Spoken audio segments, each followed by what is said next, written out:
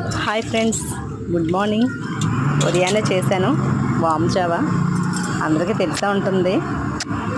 వాము పులుసు అంటారు, వాము జావా అంటారు. దీనికి కావాల్సినవి కరివేపాకు, వాము, పోపులే అవసరం లేదు. ఎండుమిరపకాయ, వెల్లుల్లిపాయ, ఒక ఉల్లిపాయ, పచ్చిమిరపకాయలు, పసుపు, కొంచెం కారం, కల్లుప్పు, చింతపండు ముందుగా నానబెట్టుకోవాలి. బియ్యం నూకలు చింతపండు ముందుగా నానబెట్టుకోవాలి.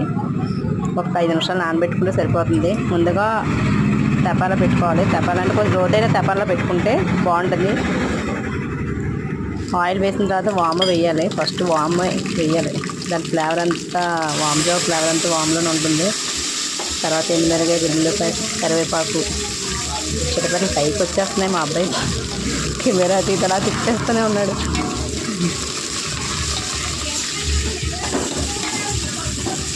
ఆనియన్, పచ్చిమిర్చి వేసి కొంచెం బాగా వేగాలి. వేగిన తర్వాత పులుపు పిసికి వేయాలి. అందులో చింతపండు పులుసు పిసికేసి అందులో వేయాలి వాటర్.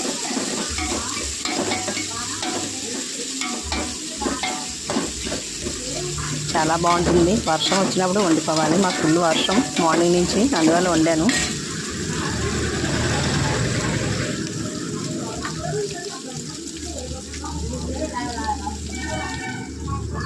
చింతపండు తీసుకుంటున్నాను.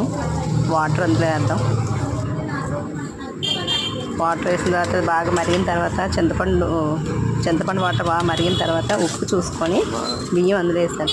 ఎప్పుడైనా సరే బిర్యానీ ఇలాంటివి చేసినప్పుడు మనం ఉప్పు చూసుకునే పద్ధతి ఎలా ఉండాలంటే, సముద్రం నీరంతా వాటర్ మన నోట్లో వెళ్తే ఎలా ఉంటుందో, వాటర్ మరిగేటప్పుడు ఉప్పు మనం అలా చూసుకుంటే మనకి కరెక్ట్గా సరిపోతుంది. ఇంకా చూసే పనే ఉండదు.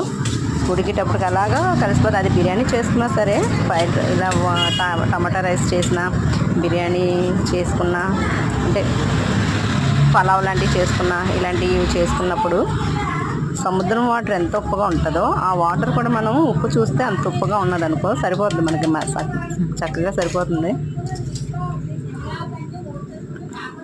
కొంచెం అంటుకున్నాయి. కొంచెం బియ్యం కొంచెం నూకలు కలిపి వేసాను అనమాట. నూకలు కొంచెం ఉన్నాయి, దాన్ని బియ్యం వేసాను కలిపి కొంచెం. మా వారు ఎలాగైనా సరే ఈరోజు వాము జావ చెయ్యి అంటే ఇంకా నూకలు తక్కువ ఉన్నాయని అలా చేస్తాను. బాగానే వచ్చిందిలేండి, సూపర్ ఉంది. మా ఇంట్లో అందరూ తింటారు, చాలా ఇష్టం మా వాళ్ళకి. మా వాళ్ళు ఫస్ట్ నుంచి అలవాటు తిందాం. పూర్తయిపోయింది, ఫినిష్.